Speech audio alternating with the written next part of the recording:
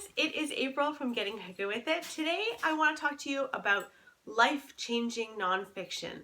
These are books that have impacted me in a real way. The first book that I want to talk to you about is So You Think You've Been Publicly Shamed. It explores how they shamed people in history and the purpose of the shaming, and it explores how prevalent it is in these days with social media. And of course, it gives examples of people who have said some of the most heinous, inappropriate things that you could possibly think of on social media, and then have been shamed by the world, essentially. And some of these people have lost their jobs.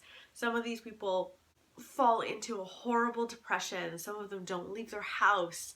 It affects them in a way that's not just like, oh, you tut, you shouldn't do that, make sure you change your way. It actually ruins their life. It's easy to say what you think completely honestly, and there is a place for honesty, of course, in this world. We definitely need it as a society, but it's very easy to go overboard, and your fingers can do a lot of damage. And I just think that this is the type of book that everyone should read. And once you've read it, you can't unknow what you know, essentially. It's really good. The next book that I think is life-changing nonfiction is Spark Joy. Now, this is the follow-up to the life-changing magic of tidying up. I forget the name of it, but you know what I'm talking about. It's all the rage, it's huge, it's everywhere.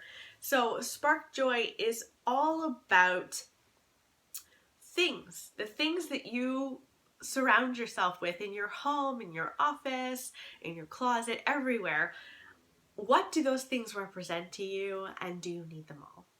And what I really liked about this is that in this age of consumerism, what would happen if we only surrounded ourselves with the things that we love, not just things that we might need one day or what have you, but the things that we truly do love. So before we moved into this house, I guess it was a year ago that we moved into our townhouse, I did this whole experiment. You go through all of your clothes, and I literally would hold socks and go, does this sock actually bring me joy, or is it slightly annoying when I'm putting it on?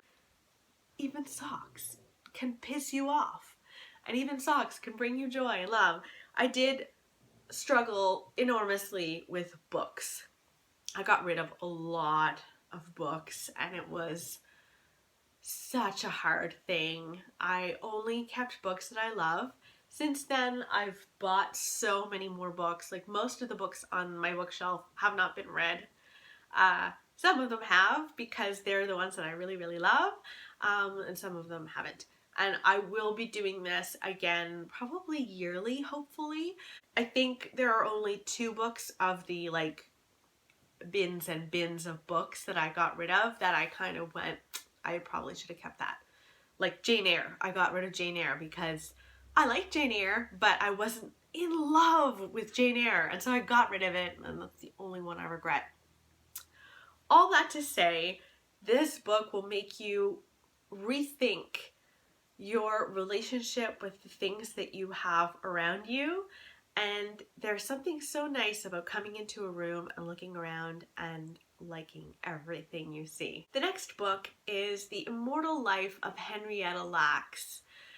This book was really mind-blowing. It follows the story of Henrietta Lacks, this woman who had cancer.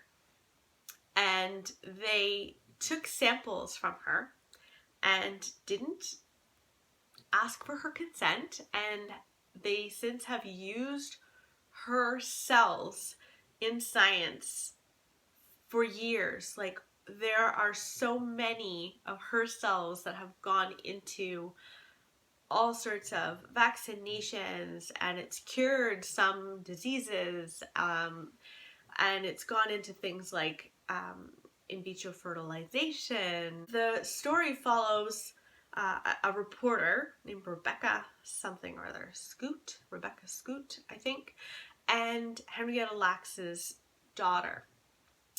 And they are kind of exploring what has happened to her mother's cells and the parts of her mother that are having this impact positively on all of our health. And it's also exploring all of the harmful things that has done to this family. Like, they didn't give consent for any of that to happen, and so they haven't received any money from any of these scientists for using their mother's cells. It was really eye-opening that this can even happen. You know, Henrietta Lacks has just gone under the radar for so many years, and yet she is the reason that we have so many of the vaccinations we have. For me, I left this book feeling really strangely. I felt so grateful to her. I felt so angry to the system. It just makes you feel all sorts of feels. I think that Oprah is doing a mini series about Henrietta Lacks. I think that's going to be on HBO. I'm really looking forward to seeing that because I think she'll do right by Henrietta Lacks. It's Oprah. She will. The next book is Living a Charmed Life by Victoria Moran. This is self-help. Like, straight out, it's self-help. But this book really helped me through a depression that I went through about 5 years ago, where I don't know if you've ever experienced depression, but essentially you just feel like everything is dark and that nothing will be light again. And this book really helped me find some light. It has all sorts of tiny little chapters that are like maybe 2 pages each. They're like really itty bitty, short and sweet, and they just help to change your perspective slightly. They help you to embrace gratitude, and they help you to look for beauty in life, look for serendipity in life. And it just slowly but surely helped me escape this cloud that I was under. Of course, books, self-help books, are not going to help all depressions. Some people really do need medication for that, for sure. I think this can be an added medication that might help a little bit. The final book is In Order to Live.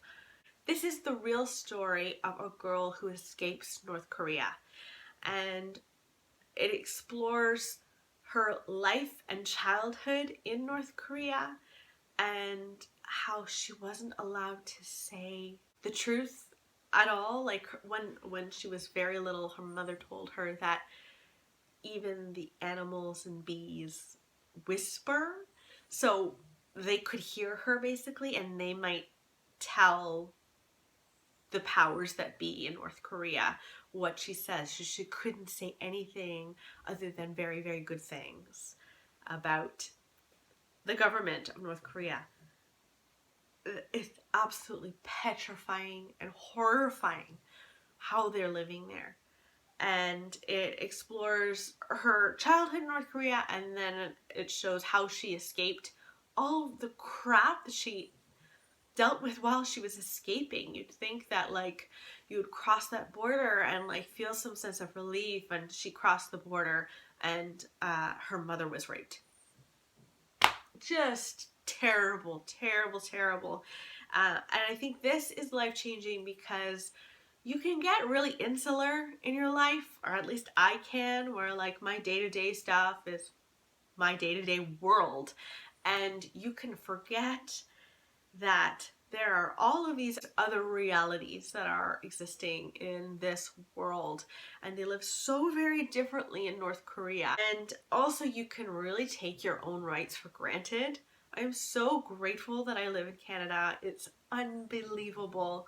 And this book really makes you more grateful, and it also makes you want something to happen to change the fate of North Korea. It'll light a fire under you to really advocate for change in places in the world that need change desperately.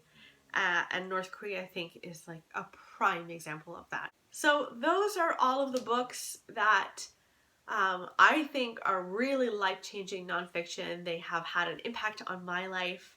I would love to hear yours. If you have a nonfiction book that has really impacted you in a real way, I would love to hear it. Please pop it in the comments below. I really like nonfiction. I always try to have at least one nonfiction on the go, so I really benefit from it. I hope that you enjoyed this video, and I will see you next time. Bye!